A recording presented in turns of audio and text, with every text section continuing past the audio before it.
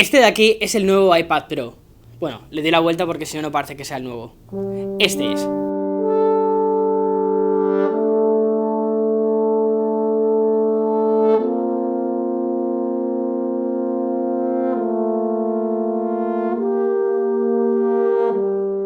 Este nuevo iPad Pro del 2020 realmente es una actualización del iPad Pro del 2018, porque han mantenido prácticamente todas aquellas cosas que hizo que el iPad Pro del 2018 fuese la mejor tableta que hay en el mercado, y ya no solo en el 2018 sino también en 2019 e incluso que siguiese vigente en 2020. Y por eso esta actualización, que realmente es una actualización menor, lo que ha hecho ha sido añadir algunas cosas, en concreto 3 esencialmente, a ese iPad que ya teníamos. Así que allá vamos y vamos a ver para quién es este iPad.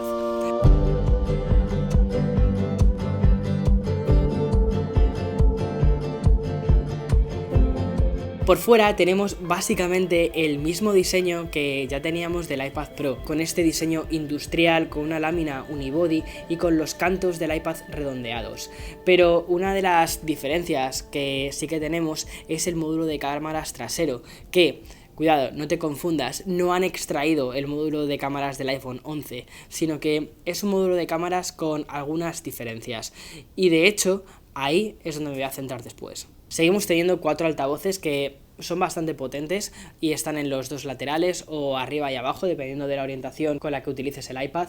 Y por supuesto el uso del Apple Pencil de segunda generación, que se recarga de forma inalámbrica poniéndolo directamente en uno de los laterales. El iPad desde sus orígenes realmente ha sido un cristal que te permite hacer cosas, y ahí es donde está su esencia, en la pantalla. La pantalla sigue siendo exactamente la misma que ya teníamos, y de hecho si viésemos este iPad de frente seríamos incapaces de distinguirlo respecto a la generación anterior. Bueno, sí, esta vez tenemos nuevos wallpapers.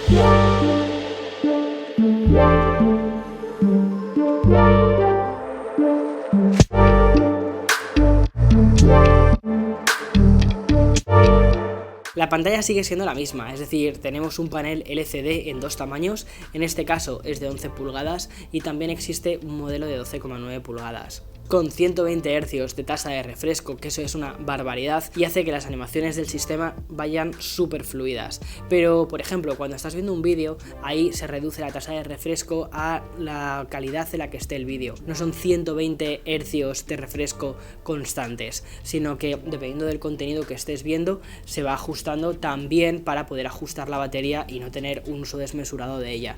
Y una de las cosas más interesantes es la calidad de los colores. Bien, ya el iPad anterior, en el del 2018, contaba con este panel con una reproducción de colores que era profesional, y eso ha hecho que durante este último año y medio, desde que salió el iPad anterior, cada vez más artistas y más profesionales de la fotografía hayan confiado en esta pantalla para poder editar sus fotos. Cuando salió ese iPad Pro, la sensación que yo tuve era que habían creado una herramienta, un hardware, un dispositivo muy potente, pero que poco a poco tenía que ir desprendiéndose de esa especie de lastre de el iPad solo sirve para consumir contenido, y que tenían que atraer a una nueva generación de creadores de contenido que lo hicieran a través del iPad. Y lo han conseguido, entre otras cosas, porque también más desarrolladores han visto los beneficios de esto, de tener un ordenador, vamos a ponerlo entre comillas, que te lo puedes llevar a cualquier parte, que está siempre conectado y que la batería alcanza el día entero de uso. Y de este modo, desarrolladores como por ejemplo Adobe han creado la suite de Photoshop específicamente para el iPad, pero es la misma suite que nos podemos encontrar en un equipo de sobremesa. Esta pantalla con esta gama de colores tan amplia que sirve para profesionales es la misma que nos encontrábamos ya en el iPad del año pasado y, por supuesto, sigue aquí presente. Hasta aquí todo lo que te he contado sobre este nuevo iPad del 2020. También lo teníamos en el iPad del 2018. Entonces, ¿qué hay de nuevo? Bien, no hay tantas cosas nuevas como puede parecer, porque ya en el propio procesador nos encontramos con un viejo conocido. En este caso, Apple ha decidido incorporar el A12Z. Anteriormente teníamos el A12X.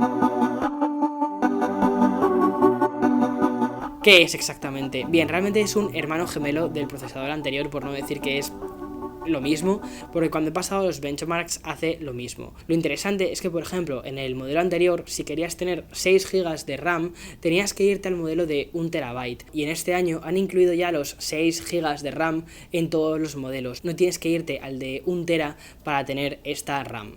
¿Esto qué va a hacer? Que este procesador, este A12Z, que realmente es una versión, si lo queremos llamar así, del procesador del 2018, al menos vaya a continuar usándose de forma muy fluida durante bastante más tiempo.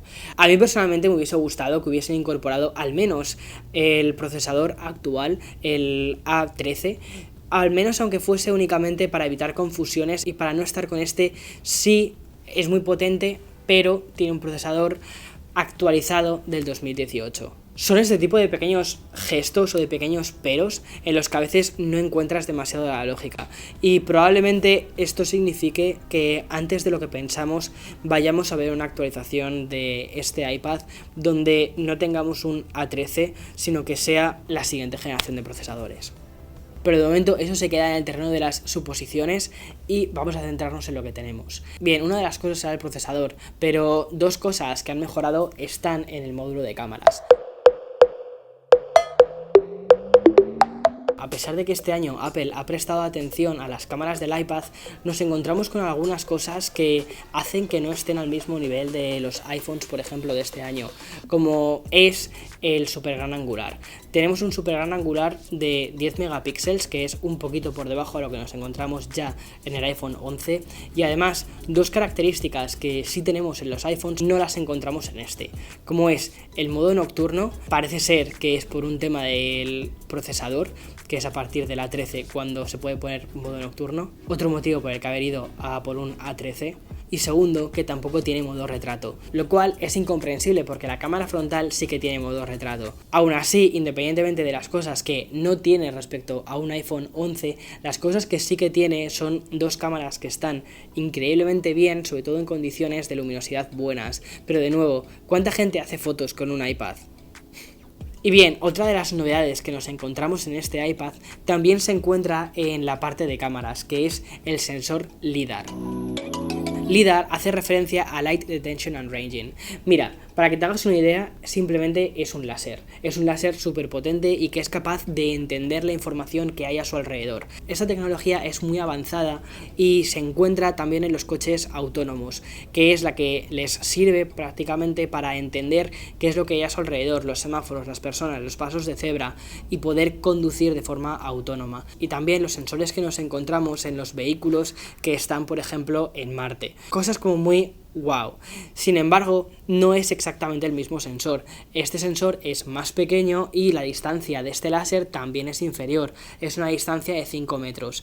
¿Esto para qué sirve en el día a día? Bien, el motivo por el que lo han incluido es porque Apple desde hace bastante tiempo lleva poniendo muchísima atención en la parte de realidad aumentada. Es un tipo de tecnología que llevan empujando presentación tras presentación. No hay presentación de iPad o presentación de iPhone en el que no hablen de la realidad aumentada. Durante estos últimos años tampoco hemos tenido tantas apps que utilicen la realidad aumentada y sobre todo que haya una demanda por parte del público de quiero aplicaciones de realidad aumentada. Probablemente este sea ese eslabón perdido en cuanto a hardware que faltaba para hacer una realidad aumentada que realmente funcione bien.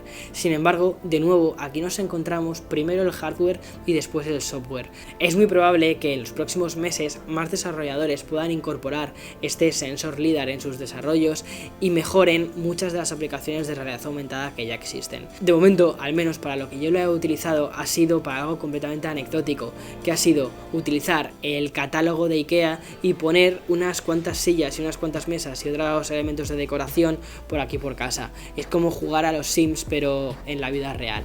Pero más allá de eso, no le encuentro muchas utilidades en el día a día y probablemente cueste verlo como algo que vaya a cambiar el mercado de forma masiva y que vayan a utilizarlo todas las personas de forma habitual y sea algo mucho más pensado para un nicho de personas. Y ya por último, una de las cosas que han mejorado de este iPad respecto al iPad del 2018 es el micrófono. En este caso han metido micrófonos como ellos llaman de estudio. Lo que permite en el día a día es que cuando vayamos a hacer una llamada por FaceTime o por Skype o por Zoom o por cualquier herramienta que utilices para contactar con tu equipo de trabajo o con tu familia se escuche muy bien y capte el sonido ambiental de una forma increíblemente buena. Una cosa muy curiosa del lanzamiento de este iPad Pro del 2020 es que la actualización más interesante no tiene tanto que ver con el iPad en sí, sino con un complemento, que es el Magic Keyboard. Es decir, esa funda con teclado que saldrá en mayo y que permite utilizar este iPad como si fuese un poco más un portátil. Primero porque tiene unos imanes que hace que el iPad se quede fijado a esta funda y que además esté a unos centímetros de diferencia respecto a lo que es el teclado, lo cual es un poquito más ergonómico, y si vas a estar utilizándolo en una mesa no tengas la cabeza constantemente mirando hacia abajo y que después te termine doliendo el cuello. Y una de las incorporaciones más grandes que han hecho ha sido con el trackpad dentro del propio teclado, muy parecido a como ya sucedía con el Surface Pro. Pero lo curioso de esta funda es que no solo va a ser compatible con el iPad Pro del 2020, sino que también es compatible con el modelo del año anterior, con el del 2018. Lo cual hace que si ya tenías un iPad del 2018 no tengas esa necesidad de comprar un nuevo iPad por tener esa funda, en absoluto. Quédate con el iPad del 2018, tienes un equipo que es increíble, y si te apetece una funda con teclado y que tenga un trackpad, pues bien, haces ese desembolso extra, pero si no, estás bien como estás. Y en segundo lugar, también han lanzado una actualización que es iOS 13.4, que lo que permite es que todos los iPads que sean compatibles con esta versión, que ya te digo que son todos los iPads que se venden actualmente, iPad Air 3, iPad mini, iPad Pro del 2018 y probablemente unos cuantos también hacia atrás, puedan utilizar un trackpad o un ratón y usar el iPad como si fuese una especie de ordenador. Apple se ha centrado mucho en intentar que el iPad Pro vaya comiendo cada vez más terreno a lo que es un ordenador tradicional. Primero, incorporando funciones del ordenador tradicional como la gestión de archivos o como el uso del USB-C para poder poner pendrives o tener un teclado completo. Mi pregunta es si de verdad es necesario que un iPad se parezca a un ordenador o si un iPad simplemente tiene que parecerse a un iPad y ya está.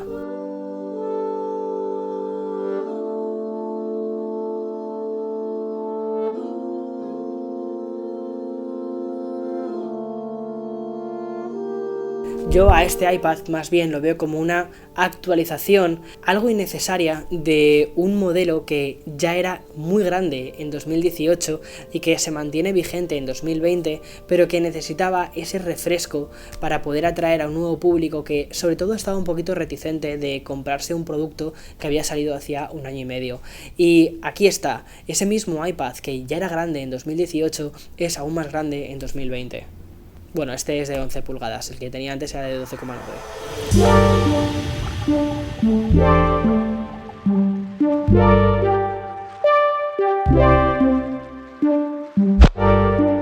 Más adelante haré una review completa del iPad del 2020 junto con la Magic Keyboard, es decir, esta funda con teclado más trackpad que lo convierte en prácticamente un ordenador, y lo haré desde esa perspectiva, analizándolo un poco más como un ordenador y menos como un iPad, y dejando un poco atrás, digamos, todo ese legado de iPad que lleva este dispositivo.